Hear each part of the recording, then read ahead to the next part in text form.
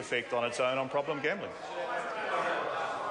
Question number 3, David Shearer. Thank you, Mr Speaker. To the Prime Minister, does he stand by all his statements? Right Honourable Prime Minister. Mr Speaker, yes. Does he stand by... Supplementary question. Thank you, Mr Speaker. Does he stand by his statement as to a question whether the MMP review was dead in the water, that when he answered, quote, "As far as I'm concerned, yeah"? And if so, what does he say to the 1.27 million New Zealanders who voted to keep MMP on the law he passed requiring a review of MMP, and to the over 5,000 New Zealanders who submitted to that review? Right Honourable Prime Minister. In answer to the first part of the question, yes. Supplementary question, David Shearer. Is he aware that in the last communication the government sent to Labor on this issue, it said, quote, it hoped to progress a collaborative process for considering and responding to the Commission's recommendations? And if so, how is unilaterally ending the process in any way collaborative?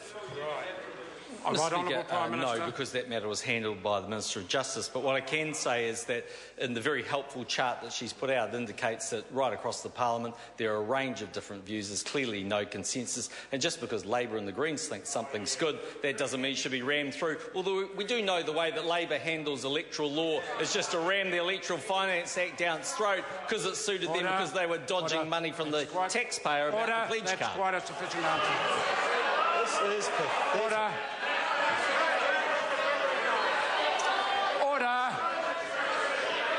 Order.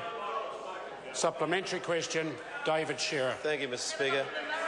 Has he received advice on which of the Commission's recommendations on MMP the National Party opposes, and if so, which recommendations are they? Right Honourable Prime Minister, Speaker, I can't recall any particular advice. It may have been the case, but what I can say is the National Party doesn't support, not that I have Prime Ministerial responsibility for this, but doesn't support a lowering of the threshold from 5 to 4%. The reason for that is as soon as you went to 4%, the argument would be put up it should be dropped to 3%. As soon as you do that, in my view, you get very unstable democracy. Order. Supplementary question, David Shearer. Did the government have any discussion with John Banks or with any representatives of the ACT Party before deciding to kill off the review's recommendations? And if so, was it over a cup of tea? Right Honourable Prime Minister. Mr Speaker, I did not. If any other member of the government did, you'd have to direct it to them. Supplementary question, David Shearer. Thank you, Speaker. Further to his comments on the casino deal, is acquisition of land owned by TVNZ part of the deal? Right Honourable Prime Minister. Mr Speaker, that's a matter ultimately for the parties, which is clearly Sky City, as the member will know. In terms of what the status of that is and whether there's a willing buyer or willing seller, that's a matter for the parties, not me. Supplementary question, David Shearer. So is the Prime Minister saying that the land is for sale and Sky City will be purchasing it or not?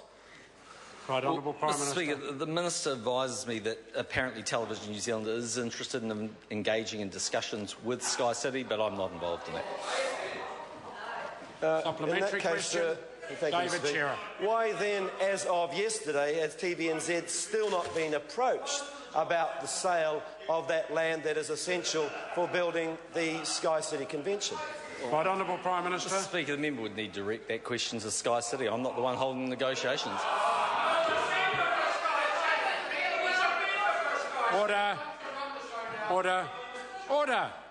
Question number 4, Simon O'Connor. Thank you, Mr Speaker. My questions to the Minister for Tertiary Education, Skills and Employment and